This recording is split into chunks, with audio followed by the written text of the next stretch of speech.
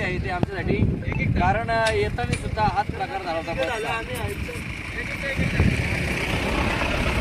Luxury बसने आम्ही प्रवास करत होतो त्यावेळेला. लक्झरी बस बघा, लक्झरी बस तलेगावच्या अलीकडे 4 किलोमीटर आधी लालपरी लक्झरी बस तलेगावच्या हा. 4 किलोमीटर आधी परीक्षित गाडीत असल्यामुळे एक टायर आतला. माऊली यांचा काय सांगा, यांचा पण काहीतरी.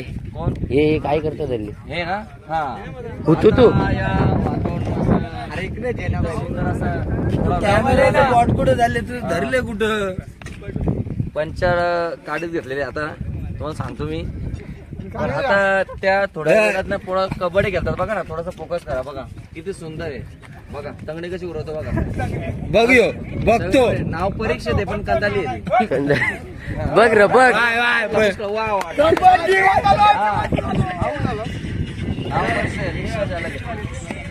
सुंदर रिक्षा चालवतात.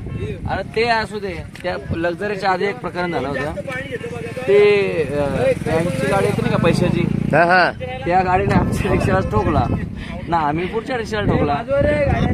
तो त्याचं कारण फक्त परीक्षेतच गाडी असल्यामुळे कंदालेकर. हा त्यावेळी ते बोलले आम्हाला पहिले.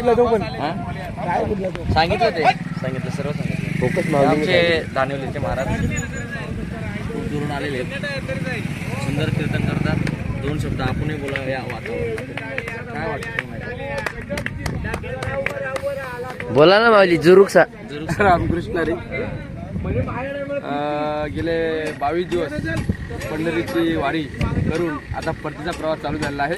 निसर्गरम्य असं वातावरणामध्ये आम्ही सरकारी बसने प्रवास करत आहोत.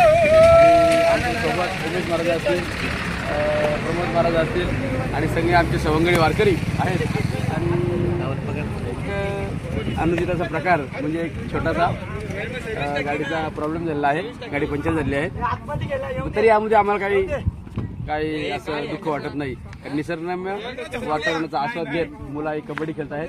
नाही मुलं नाहीत त्याच्यात, त्यांचं लग्न झाले ना. असं का? मला थोडी अपरिचित असल्यामुळं, मी थोडं नवीन असल्यामुळे, तालुका आमचा मुरबाड आणि खेळणं असल्यामुळे थोडासा तरी सुंदर असा वेळ मुलांनी जमलेला आहे.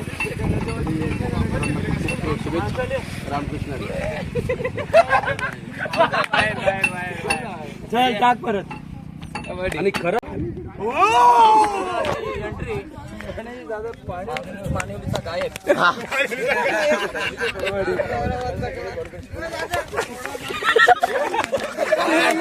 दुसरा पण गेला.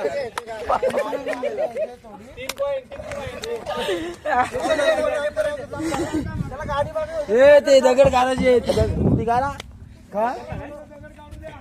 काय माग का